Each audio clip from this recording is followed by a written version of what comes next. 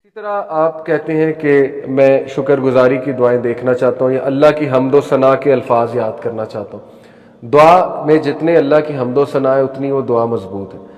ہم تو سمپل یہ کہتے ہیں نا الحمدللہ والصلاۃ والسلام علی رسول اللہ, یہ ٹھیک ہے, لیکن اگر آپ اسلاف کی دعائیں دیکھیں تو وہ اللہ کی بہت بہت بہت حمد بیان کرتے تھے.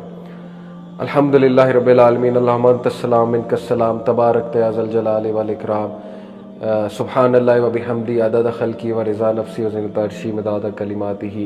تو بہت لمبی چوڑی حمد اللہ سبحانہ و تعالیٰ کی حدیث میں بیان ہوئی ہے, اذکار میں آتی ہے صبح اور شام کے, وہ یاد کریں. جتنا آپ اللہ کی حمد و ثنا بیان کریں گے اپنی دعا میں اتنا دعا مضبوط ہے اور اللہ بھی راضی ہوں گے, اللہ خوش ہوں گے. اللہ کو اپنی جو حمد و ثنا ہے بہت پسند ہے. پھر ایسے اذکار نکالیں جن کی بہت زیادہ اہمیت ہے, یہ سرچ کریں. وہ کیا ہے؟ ایک حدیث میں آتا ہے کہ سبحان اللہ, الحمدللہ اور لا الہ الا اللہ, یہ اللہ کے عرش کے گرد چکر لگاتے ہیں, یہ جو ورد ہے. اور جب آپ یہ ورد کرتے ہیں, کانٹیکسٹ بتا رہا ہوں حدیث کا, تو ظاہر ہے کہ یہ آپ کا ورد بھی اوپر جاتا ہے اور وہ بھی اللہ کے ارد گرد, عرش کے ارد گرد چکر لگاتا ہے. تو یہ اتنا پاورفل ورد اور کچھ بھی نہیں ہے. اس سے نہ آپ کی کوئی میٹنگ رکی, نہ ڈرائیونگ رکی, کچھ بھی نہیں رکا. ڈرائیونگ کرتے کرتے سبحان اللہ, الحمدللہ, لا الہ الا اللہ حدیث کے مطابق. پھر درود ابراہیمی کی کتنی زیادہ فضیلت ہے. پھر ظاہر ہے استغفر اللہ توبو الیہ کی کتنی فضیلت ہے. جو کوئی اللہ کا استغفار کرتا ہے اللہ اسے ہر مشکل سے نکال لیتا ہے, اللہ اس کا رزق بڑھاتا ہے. استغفار کے کتنے فائدے ہیں. تو ابھی سے اپنے دل کو, اپنی زبان کو ابھی سے آپ کو ترک کرنا پڑے گا اپنے ذکر کے ساتھ, تاکہ آپ کی پریکٹس ہے اور وہ ذکر جو ہے وہ جاری ہو جائے آپ کی زبان میں. ادروائز مشکل ہوتا ہے پریکٹس اس کی.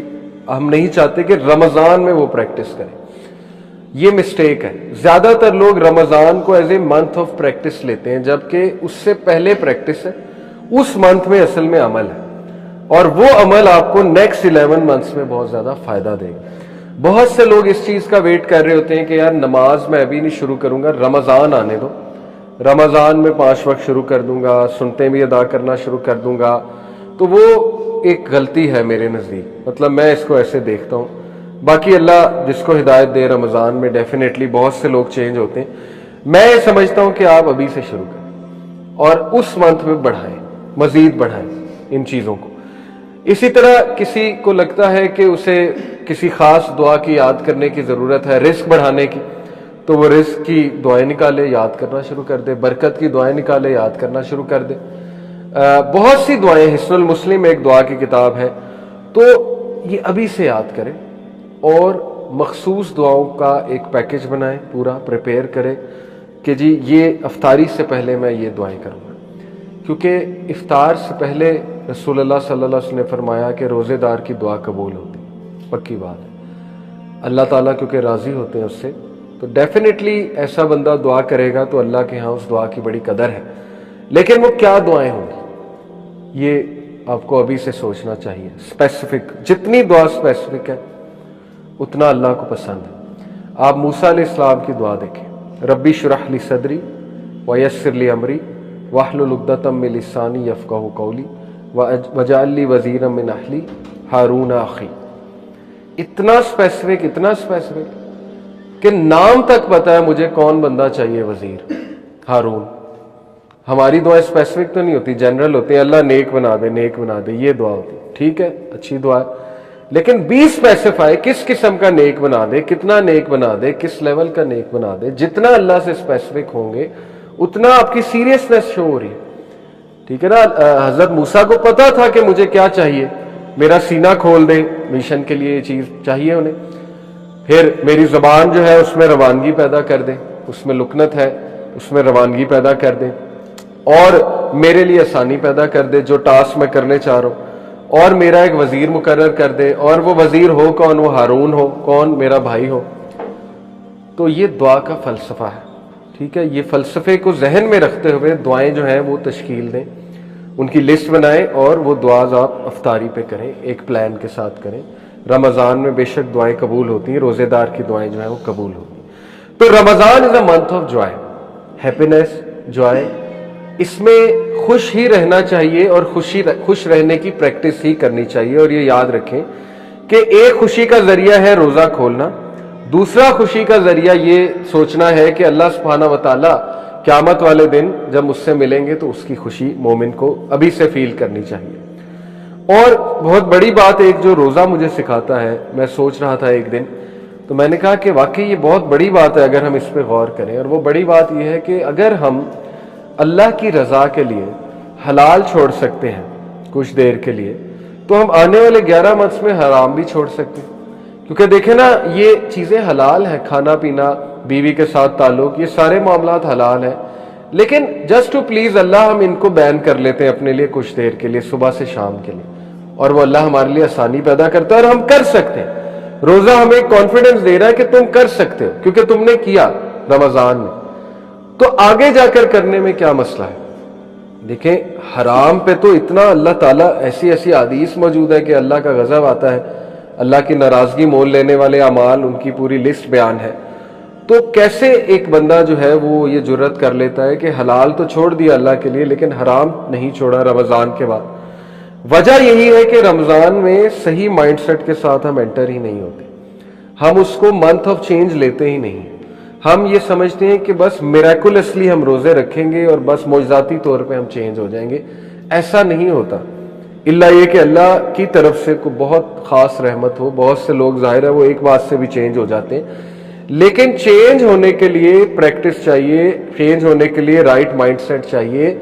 वही बात है इन्नमल आमालु बिन्नियात, जब एक बंदा खास नियत और माइंडसेट के साथ एक जगह एंटर हो रहा है, फिर ही वो चीज उसे फायदा देगी, फिर ही वो उसका सही से फायदा उठा सकेगा। ये सारे जो तकवे के मैंने आपको औसाफ बताए, कम खाना, कम सोना, कम गुफ्तगू करना, सच बोलना, जबान की हिफाजत करना, अल्लाह की इबादत करना, अल्लाह के करीब होना, इन सब का ताल्लुक रोजे को जाग कर गुजारने से, सही से गुजारने से। तो अगर हम सो ही जाहिर है सहरी के बाद रहे हैं, कुछ लोगों की रूटीन ऐसी भी होती है, तो मोस्ट ऑफ द डे हमारा फिर जाहिर है सोकर गुजरेगा और ना हमें इतनी को भूख प्यास लगेगी, ना हमें को महसूस होगी भूख प्यास। तो वो वाला हम भी मकसद नहीं अचीव कर रहे। जाहिर है जब इंसान भूख प्यास में होता है तो उसके बायोलॉजिकल फायदे बहुत हैं। जब इंसान भूख और प्यास में होता है तो उसका डाइजेस्टिव सिस्टम रेस्ट पे होता है, और डाइजेस्टिव सिस्टम सबसे हेक्टिक सिस्टम है, उसमें कोई 7-8 ऑर्गन्स इन्वॉल्व है। तो वो सबसे जो भारी सिस्टम है, हेक्टिक सिस्टम है, वो रेस्ट पे होता है। तो एक्सक्रीटरी सिस्टम जो है वो अच्छा रन करता है, नर्वस सिस्टम अच्छा रन करता है, इंसान के मुख्तलिफ जो सिस्टम्स हैं वो अच्छे रन करते हैं, ऑप्टिमल लेवल पे होते हैं। तो खून का फ्लो बेहतर हो जाता है, टॉक्सिन्स रिलीज होते हैं, ब्लड प्रेशर, शुगर में बहुत बेहतरी आती है। इसके तो इतने फायदे हैं कि अब तो गोरे फास्टिंग करते हैं। इंटरमिटेंट फास्टिंग तो एथलीट्स का एक आप कह लें एक रेगुलर चीज है। जितने एथलीट्स हैं इंटरमिटेंट फास्टिंग करते हैं, 16 घंटे भूखे रहते हैं, 16 के उसके मुताबिक 16 रूल के मुताबिक चलते हैं, क्योंकि इसके फायदे अब साइंस इतना बयान कर चुकी है। और एक बुक है द फास्ट डाइट, उसका क्रक्स ही है द फास्ट डाइट का कि आप सिर्फ 2 दिन रोजे रखो, फास्टिंग करो एक वीक में, बाकी आप नॉर्मल खाओ। तो उससे क्या है कि आपकी डाइट भी अच्छी रहेगी और आपकी बॉडी भी अच्छी रहेगी। तो यही रूटीन नबी अकरम सल्लल्लाहु अलैहि वसल्लम की थी कि वो मंडे और थर्सडे को रोजे रखा करते थे। तो हमें इसलिए भी ज्यादा खुश होना चाहिए कि रमजान एक ऐसी एक्टिविटी है जिसमें बहुत से दुनियावी फायदे भी हैं और बहुत सी कल्बी बीमारियों का भी इलाज है रोजा। और सबसे बड़ी बात, अल्लाह की खुशनुदी का ये एक बहुत बड़ा एक कह लें कि जरिया है, और अल्लाह ताला के करीब होने का ये एक बहुत बड़ा जो है वो जरिया है। तो बात असल में है कि जो बंदा अल्लाह के लिए हलाल छोड़ने के लिए तैयार है, उसको इस माइंडसेट के साथ रमजान से निकलना चाहिए कि अब मैं हराम भी छोड़ूंगा। लेकिन होता क्या है अनफॉर्चुनेटली कि नीयत ये बनाई होती है कि रमजान जैसे ही खत्म होगा उस वक्त उसी दिन म्यूजिक भी चल जाएगा। रमजान में म्यूजिक से भी अवे, रमजान में पार्टी से भी दूर, रमजान में हर खराफात से दूर। जैसे ही वो चांद रात आई तो सब कुछ वापस आ गया। वो फिर मजाक भी होना कि शैतान अब छूट गए तो चलो पार्टी हो जाए। तो इसका मतलब कि सारी की सारी मेहनत हमने जो है वो जाया कर दी और उस मंथ से हमने कोई भी फायदा नहीं अचीव किया, अल्लाह माफ करे, बल्कि वो वबाल भी बन सकता है हमारे लिए। तो इसीलिए हम राइट अप्रोच के साथ इंशाल्लाह इसमें दाखिल होते हैं। और राइट अप्रोच है स्टार्टिंग विद स्टेप 1, रमज़ान और रोज़े की नेचर को अंडरस्टैंड करना। روزے کا مقصد ہے انسان کو نیک بنانا. اگر ایک بندہ رمضان میں بہت کھا رہا ہے تو یہ نیک لوگوں کی نشانی نہیں ہے. بہت پی رہا ہے، بہت کھا رہا ہے، کیونکہ لوگ اتنا کھا لیتے ہیں کہ اس کے بعد ان سے رکوع اور سجدہ بھی نہیں ہوتا مسجد میں جا کے.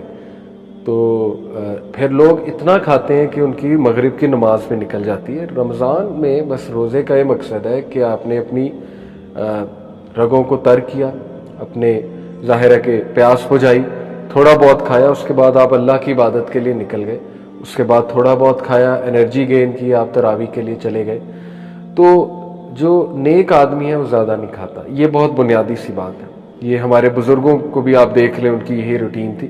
تو ایک تو یہ کہ اس میں یہ ایم نہ بنائیں کہ میں نے ٹکا کے کھانا ہے. کچھ لوگ کا ویٹ بڑھ جاتا ہے رمضان میں، بہت ہوتا ہے یہ، کیونکہ وہ بھوکا رہ کے پھر زیادہ کھاؤ تو وہ زیادہ انسان کا ویٹ بڑھتا ہے، اور اس سے پھر ظاہر ہے کہ سسٹم بھی الٹ پلٹ ہو جاتا ہے. تو ایک تو آپ اس رائٹ مائنڈ سیٹ سے انٹر ہو کہ ہم نے کھانے کو کم کرنا ہے. اس منتھ میں پریکٹس کرنی ہے کم کھانے کی. اللہ کے نبی صلی اللہ علیہ وسلم نے کہا کہ کافر 7 آنتڑیوں سے کھاتا ہے. یہ کانٹیکسٹ ہے حدیث کا، یعنی کہ وہ بہت زیادہ کھاتا ہے. گلٹنی کہتے ہیں اسے. گلٹنی کا جو ایک کانسیپٹ ہے کہ اوور ایٹنگ کرنا اور بہت زیادہ کھانا اور فوڈی ہونا. تو آج کے دور میں گلٹنی بھی بہت کامن ہے. انسٹا پہ پیجز بنے ہوئے، لوگ کینڈیز کی ویڈیوز دیکھتے ہیں، پتہ نہیں کیا کیا پیزے اور شیزے کی ویڈیوز دیکھتے ہیں، ان کا دل کرتا ہے کھانے کو. تو نہیں، ہمارے لیے کم کھانا ہی ہے. اگر آپ نے پرہیزگاری کو اچیو کرنا ہے، نیکی کو اچیو کرنا ہے، اس کی پریکٹس رمضان میں کریں. اور اس کے بہت فائدے ہیں. فضول خرچی سے بچ جاتا ہے انسان. ہوٹلنگ اور فوڈ پانڈا پہ کتنا پیسہ ضائع ہو جاتا ہے. سوچیں انسان کتنا پیسہ سیو کر سکتا ہے اگر وہ کم کھانا شروع کر دے. تو وہ گھر ہی بنائے گا ہیلدی ڈائٹ.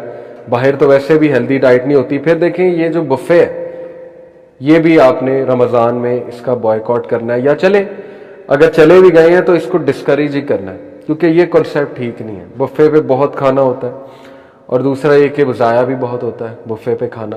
تو یہ ہمارا کلچر بالکل نہیں ہے. اس طرح بفے والی افطاریاں نہیں ہوتی تھی صحابہ کی، پروفٹ صلی اللہ علیہ وسلم کی. اور یہ ہم نے اپنے گھروں میں بھی مثال قائم کرنی ہے. جتنے کم جو ہے وہ ہمارے گھی میں بنے ہوئے پروڈکٹس ہوں گے، آئل میں بنے ہوئے پروڈکٹس، اتنا بہتر ہے. ہیلدی ڈائٹ ہو. سنہ ڈائٹ پہ سرچ کریں کیا تھی، رسول اللہ کس سے افطاری کرنا پسند کرتے تھے، اور سمپل ان کی ڈائٹ جو ہے وہ کیا ہوتی تھی. تو یہی پرہیزگاری، اسی سے آئے گا تقویٰ. ادروائز تقویٰ جو ہے وہ اچیو کرنا مشکل ہے.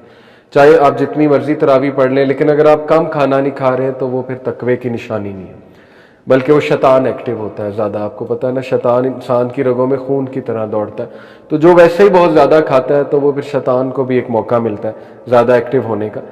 تو اس لیے کم ہی کھانا چاہیے. Start from here. یہ ایم بنائیں آپ کہ میں نے کھانا جو ہے وہ بہت کم کرنا ہے رمضان میں.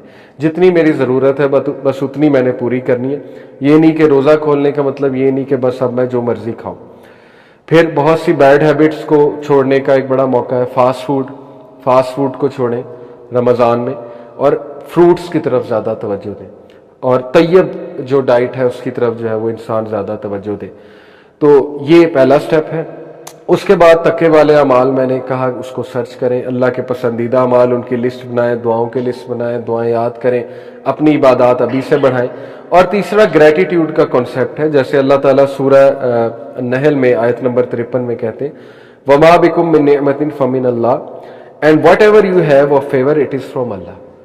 تو اس بات کا اپنے آپ کو بہت ریئلائز کرائیں رمضان کے منتھ میں کہ اللہ نے آپ کو بہت زیادہ فیور سے نوازا ہوا. افطاری کرتے ہیں. بہت سے لوگ ہیں جن کے پاس یہ بھی کھانے کو نہیں ہے. باقاعدہ فیل کرنے سے ہی یہ فیلنگ آتی ہے کہ وہ لوگ جو ریفیوجیز ہیں، امت کا کنسیپٹ ریوائیو ہوتا ہے نا، اس سے انسان میں ایک ایمپتھی بھی آتی ہے، دوسروں کو دینے کا ایک جذبہ بھی پیدا ہوتا ہے جب انسان خود فیل کرتا ہے اس بھوک اور اس پیاس کو.